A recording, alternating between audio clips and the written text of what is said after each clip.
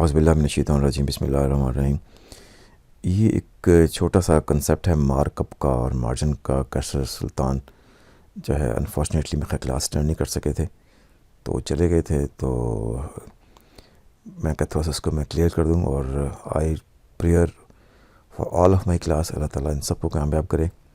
ठीक है, तो हम ये थोड़ा डिस्कस करते हैं कि मार्कअप और मार्जिन में क्या फ़र्क क्या है। बुक जो है उसी को मैं लेके चलता हूँ, फ्रैंकवुड की में। उसमें देखिए मार्कअप एंड मार्जिन को एक्सप्लेन किया है। ये जो रिलेशनशिप है ना मार्कअप एंड मार्जिन का, हमारे जो है क्लास के लेवल तक ये तीन चीज़ों पर डिपेंड करता है कि कॉस्ट प्राइस क्या होती है, उसमें जब ग्रॉस प्रॉफिट ऐड करते हैं तो सेलिंग प्राइस बन जाती है। अब ये इस रिलेशन को जो है हम दो तरह से डिफ़ाइन कर सकते हैं। एक हम इसको मार्कअप के थ्रू डिफ़ाइन कर सकते हैं और एक इसको हम मार्जिन के थ्रू डिफ़ाइन कर सकते हैं। तब भी इसका रिलेशन कैसे बनता है, और जब हम इसको मार्जिन के थ्रू डिफ़ाइन करते हैं तो तब इसका रिलेशन कैसे बनता है। ठीक है, ये छोटी सी अंडरस्टैंडिंग है, और से देखिएगा ताकि इसमें कन्फ्यूजन ना हो। देखिए ये एक सिंपल एग्जांपल दी है। वो कहते हैं जनाब कि ये जो कॉस्ट प्राइस है वो 4 है, ग्रॉस प्रॉफिट 1 है, तो सेलिंग प्राइस जो है इसकी 5 है। अब अगर हमारे पास जो है वो अगर हमारे पास इन तीन फिगर्स में से 2 फिगर मिसिंग हो और एक गिवन हो और साथ हमें एक इंफॉर्मेशन गिवन हो मार्कअप की या मार्जिन की, तो हम दोनों जो है मिसिंग फिगर्स कैलकुलेट कर सकते हैं आसानी के साथ। ठीक है जी, चलें अब हम ये देखते हैं कि हमारे पास जो है मार्कअप क्या है। मार्कअप निकालने के लिए gross profit and cost price हमने यूज़ की। यहाँ देखें तीन चीज़ें ना, यहाँ पर हमने जब मार्कअप के हमने वर्ड यूज़ किया तो मार्कअप में हमने ये जो दो चीज़ें हैं जो कि इस इक्वल के लेफ़्ट हैंड साइड पे हैं, हमने इन दोनों को यूज़ किया। मार्कअप यानी कि कॉस्ट पर हम कितना जो है प्रॉफिट ऐड कर रहे हैं, ठीक है, ताकि हम सेलिंग प्राइस पे अराइव ऐड कर सकें। अब हमने देखा कि ना gross profit and cost price दोनों इस लेफ्ट हैंड साइड पे हैं। अगर हमने मार्कअप निकालना है तो प्रॉफिट 1 और कॉस्ट 4, जब हमने इसको डिवाइड किया और इसको जब हमने परसेंटेज में कन्वर्ट किया तो 25% आंसर आ गया। जब हम मार्जिन की बात करते हैं तो मार्जिन में फिर हमने इन तीन चीज़ों में से 2 चीज़ें इस्तेमाल की। अब इसमें हमारे पास इम्पॉर्टेंट चीज़ क्या है, सेलिंग प्राइस है और ग्रॉस प्रॉफिट है। ग्रॉस प्रॉफिट हमेशा हमारे पास एक इम्पॉर्टेंट फिगर है जिसने हमेशा मार्कअप निकालें या मार्जिन निकालें, इसने नोमिनेटर पे आना है, टॉप पर आना है। ठीक है, डिनोमिनेटर जो है वो चेंज होगा, जिसको डिवाइड करना है वो चेंज होगा, लेकिन ग्रॉस प्रॉफिट ने हमेशा इसको हमने डिवाइड करना है कॉस्ट प्राइस से या सेलिंग प्राइस से। जब मार्कअप था तो कॉस्ट प्राइस से डिवाइड किया, जब मार्जिन है तो सेलिंग प्राइस पे डिवाइड किया। 1 डिवाइडेड बाई 5 तो हमारे पास मार्जिन कितना आ गया, 20% मार्जिन आ गया।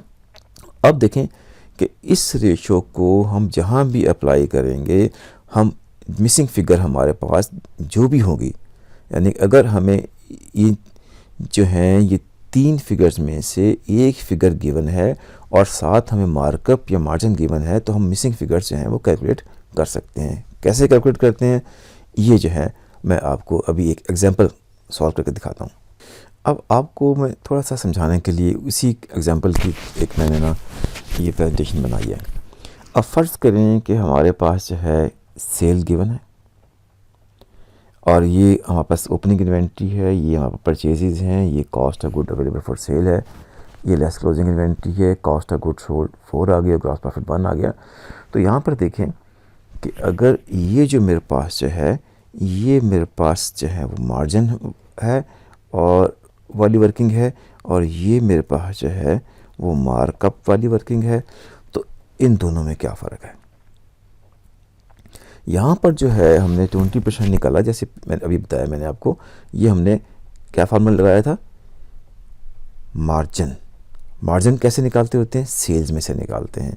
तो ग्रॉस प्रॉफिट मैंने जैसे कहा हमेशा टॉप पे होगा, डिवाइडेड बाई जो है वो सेल करेंगे मार्जिन निकल आएगा। अब यहाँ पर हमारे पास जो है ग्रॉस प्रॉफिट हमारा टॉप पे होगा, और अगर हम इसको कॉस्ट ऑफ सेल पे डिवाइड करेंगे तो हमारे पास क्या निकल आएगा, मार्कअप निकल आएगा। जब सेल प्राइस निकालनी है मार्कअप के केस में तो हमने कॉस्ट और प्रॉफिट को ऐड करेंगे तो मार्कअप आ जाएगा। इसकी जो है अब एक और एग्जांपल जो मैंने कल एक क्वेश्चन किया था उसके थ्रू मैं आपको समझाने की कोशिश करता हूँ। देखें कल हमने ये क्वेश्चन ये किया था, ठीक है, जो मैंने आपको भेजा है वो लेक्चर दोबारा देख लीजिएगा आप। वैसे सिंपल है, हमने क्या किया था, ये हमारे पास ओपनिंग इन्वेंट्री गिवन थी, इसमें हमने परचेजेज ऐड की तो cost of good available for sale आ गया हमारे पास, फिर के बाद क्लोजिंग इन्वेंट्री माइनस कर दी तो कॉस्ट ऑफ गुड सोल्ड आ गया। तो ये हमारे पास प्रॉफिट मिसिंग था, हमें इतना पता था कि जो ना ये कितने 30% है। तो हमने जब ये देखा कि ग्रॉस प्रॉफिट 30% है तो इसका मतलब ये है सेल 100% से हमने निकाला होगा तो 70% क्या होगा इसका ऑटोमेटिक जो बच गई वो कॉस्ट ऑफ जो है 70% थी तो उसको हमने ग्रॉस अप किया, cost of good sold divided by 70%, तो हमारे पास ये निकला। ये मैंने कल फार्मूला आपको निकाल के दिया हुआ।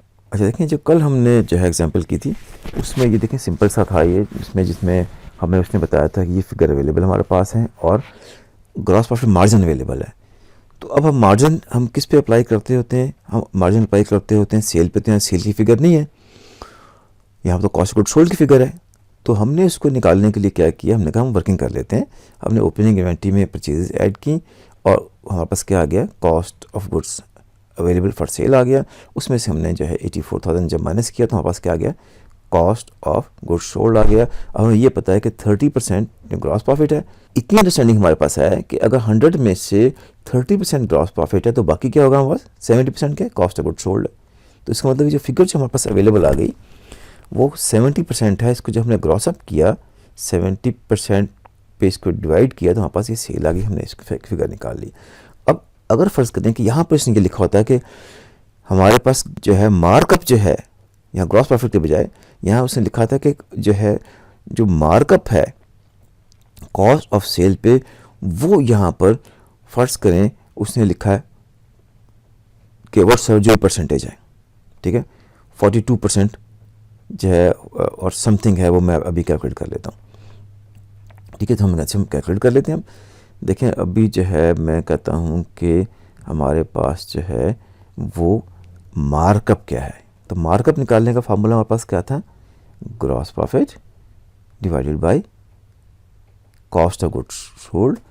तो हमारे पास 42.86% जो है वो हमारे पास क्या है, मार्कअप है। क्या है, मार्कअप है। तो उसका मतलब ये 100 होगा ना, तभी वो बन गया ना। तो अब यहाँ देखें, यहाँ पर फर्स्ट अगर लिखा है कि जो मार्कअप है कॉस्ट पे वो 42.86% है, तो अगर हमें ये गिवन है तो तभी हम सेल निकाल सकते हैं। हमने कहा अच्छा जनाब कॉस्ट हमारी इतनी है 756% है, तो मार्कअप कितने हैं 42.86% है। तो सिंपल हमने क्या करना है, यहाँ पर हमने जो है 756 को जो है जब मल्टीप्लाई किया जो है 42.86% पे, तो यही आंसर आ जाएगा। आप करके देख लें। देखिए मैं करता हूँ, मैंने कहा जनाब क्योंकि ये मार्कअप है तो हमें ग्रॉस प्रॉफिट निकालना है, ये फिगर हमारे पास है और इसको जो है हम किससे मल्टीप्लाई करें, मल्टीप्लाई हम करना है 42.86% से, ताकि पता चले कि प्रॉफिट कितना है। तो ये देखिए 324,000 आ गया। तो इन दोनों को जब ऐड करेंगे तो सेम आंसर आ जाएगा। यानी कि अगर यहाँ पर क्वेश्चन में वो हमारे पास मार्कअप या मार्जिन की फिगर देता है तो हमें दोनों ये चीज़ें हमारे पास अवेलेबल हैं, हम दोनों तरह से कैलकुलेट इसको कर सकते हैं। बस इतना ख्याल रखना है कि मार्कअप का फार्मूला क्या है और मार्जिन का फार्मूला क्या है, वो हमने डिस्कस कर लिया है, ठीक है। अगर कोई कोई चीज़ें रह गई हैं, मुझे बताया था कुछ स्टूडेंट्स ने मुझे कहा था मैं नहीं रिकॉर्ड कर सका, मेरी सुस्ती, मैं उसके लिए माजरत खाऊँ आप लोगों से। अल्लाह ताला आपको कामयाब करे, मेरी दुआएं आपके साथ हैं, ठीक है। फिर भी एक दिन आपके पास है, मुझे जितना ही हो सका मैं हाज़िर हूँ। तो अल्लाह ताला आप सबको बहुत बहुत कामयाब करे। जज़ाकल्लाह खैर।